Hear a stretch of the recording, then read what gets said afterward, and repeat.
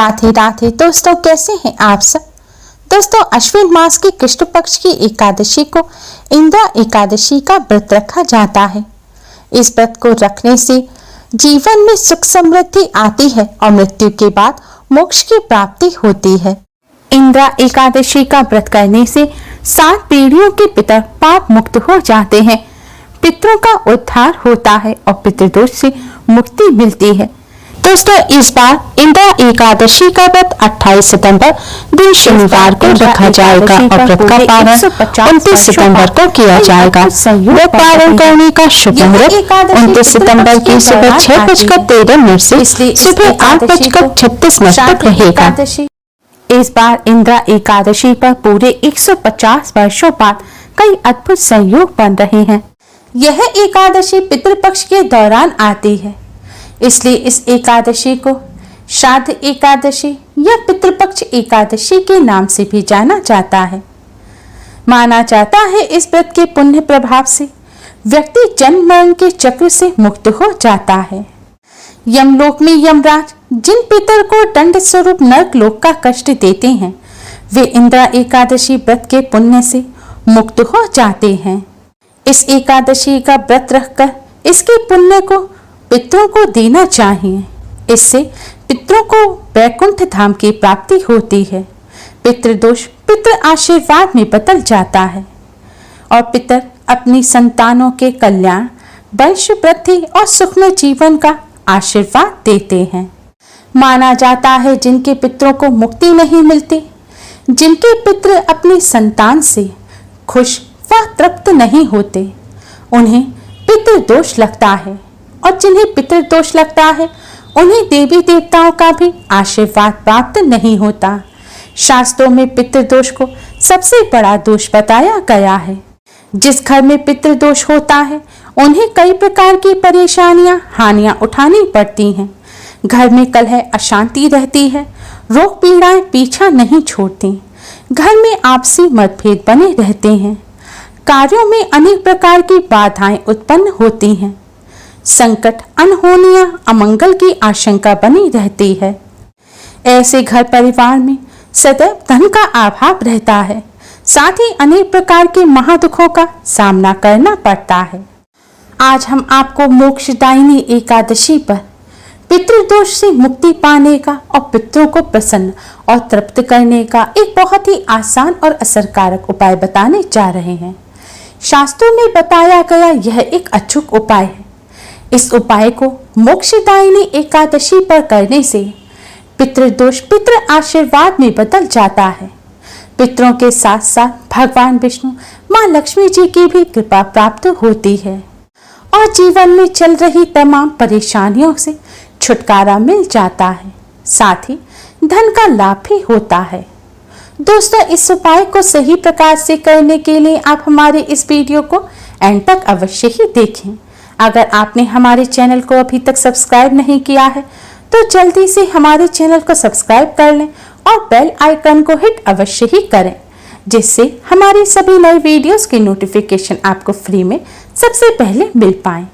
तो आइए दोस्तों, जानते हैं इस उपाय के बारे में। उपाय करने के लिए स्नान करके स्वच्छ वस्त्र धारण करें। दोस्तों, ध्यान रखें, आज के दिन भूलकर भी काले या नीले रंग के वस्त्र ना पहने। आज के दिन हो सके तो लाल या पीले रंग के वस्त्र पहने, क्योंकि यह रंग बहुत ही शुभ माने जाते हैं और यह दोनों ही रंग भगवान विष्णु, माँ लक्ष्मी जी को अति प्रिय हैं। अब आप शुद्ध जल से साफ आटा मढ़ें। आटे में नमक या कुछ और ना मिलाएं, आपको प्लेन आटा मढ़ना है। आटा मढ़ने के बाद आप आटे की 7 लोई बनाएं। लोई का साइज आप अपने इच्छानुसार छोटा या बड़ा रख सकते हैं। आप नींबू जितनी छोटी लोई भी बना सकते हैं या फिर आलू जितनी बड़ी लोई भी बना सकते हैं, लेकिन आपको लोई 7 ही बनाने हैं। 7 लोई बनाने के पश्चात आप इनको एक प्लेट में अच्छी तरह से रख लें। अब इस प्लेट को आप अपने मंदिर में भगवान जी के सामने रखें। भगवान जी के सामने एक शुद्ध घी का दिया जलाएं और एक सुगंधित धूप बत्ती जलाएं। फिर भगवान श्री गणेश, भगवान विष्णु, माँ लक्ष्मी जी को प्रणाम करें। फिर भगवान जी को आप हल्दी कुमकुम से तिलक करें और पितृदेव को प्रणाम करें। प्रणाम करने के पश्चात आप एक पात्र में साफ किए हुए काले तिल लें। इन तिलों को आप मंदिर में रख दें और दूसरे पात्र में आप भगवान जी को भोग लगाने के लिए शक्कर लें। शक्कर का आप भगवान श्री गणेश, भगवान विष्णु, माँ लक्ष्मी जी, समस्त देवी देवताओं और पितृदेव को भोग लगाएं। दोस्तों, भोग लगाते समय आप भगवान विष्णु जी को तुलसी का पत्ता अवश्य ही अर्पित करें। लेकिन एकादशी के दिन तुलसी का पत्ता नहीं तोड़ा जाता, इसलिए आप एक दिन पुरानी तुलसी जी भी ले सकते हैं या फिर एक दिन पहले भी आप तुलसी के पत्ते तोड़कर रख सकते हैं। या तुलसी जी के पास अपने आप से जो टूटकर गिर गए हैं पत्ते, आप उनको भी ले सकते हैं। लेकिन भगवान विष्णु जी को भोग लगाते समय तुलसी का पत्ता अवश्य ही रखें, क्योंकि बिना तुलसी पत्र के भगवान विष्णु जी भोग को स्वीकार नहीं करते।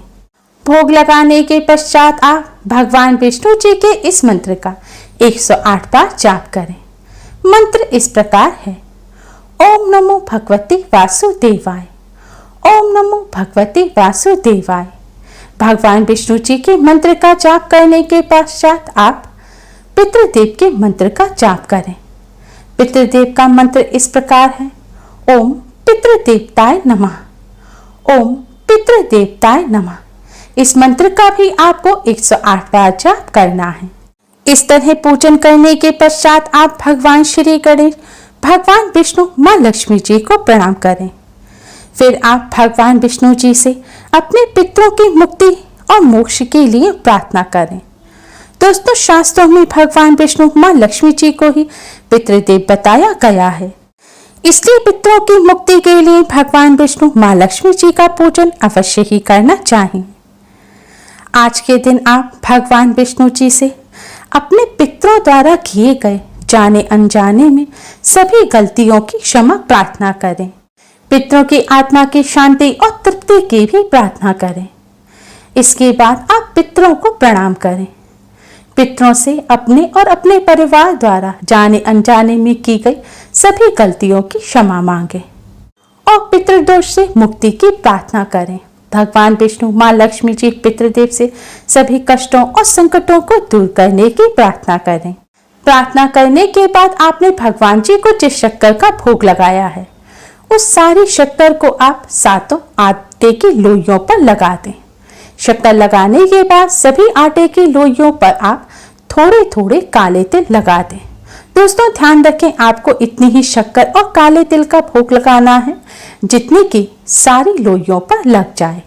तिल और चीनी आपको बचानी नहीं है। तिल और शक्कर लोइयों पर लगाने के बाद आपने भगवान जी को जिस तुलसी दल का भोग लगाया है, उसे भी आप एक लोई पर रख दें। अब आप यह सभी लोई लेकर गौ माता के पास जाएं।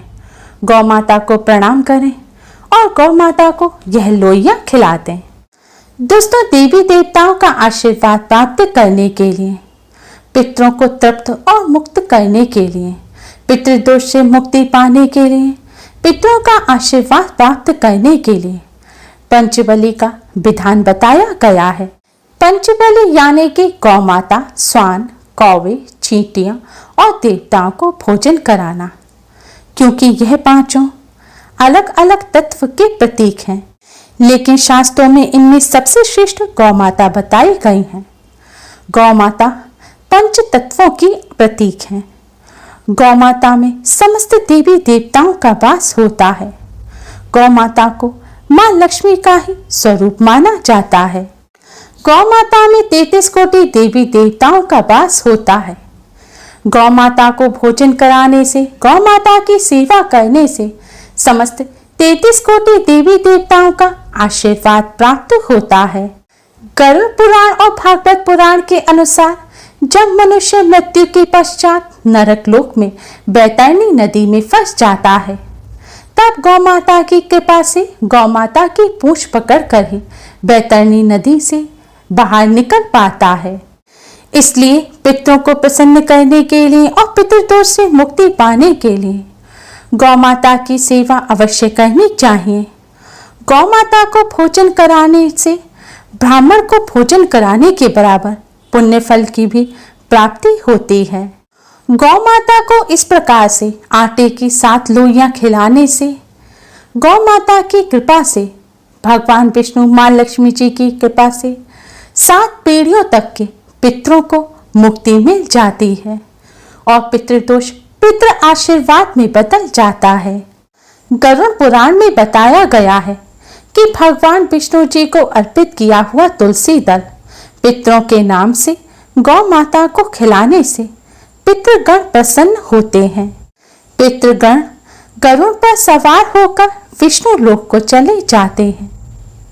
इस तरह गौ माता को तुलसी दल खिलाने से पितृ प्रलय काल तक संतुष्ट रहते हैं।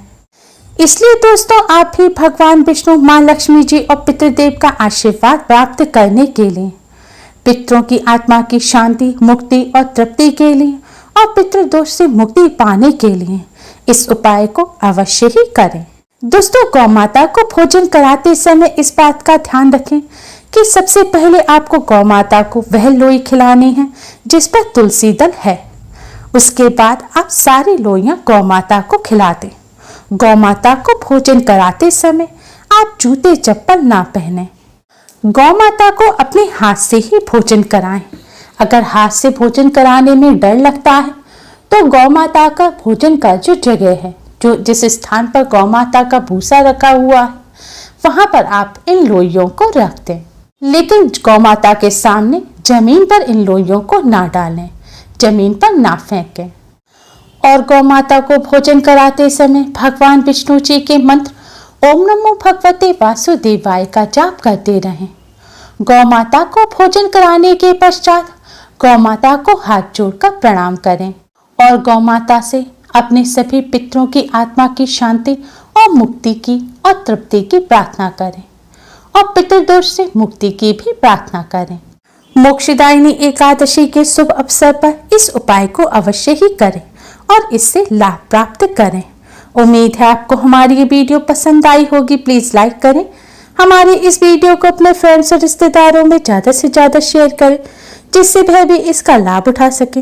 हमारी और भी वीडियोस के लिए हमारे चैनल को सब्सक्राइब करना ना भूलें। Thanks for watching. Radhe Radhe.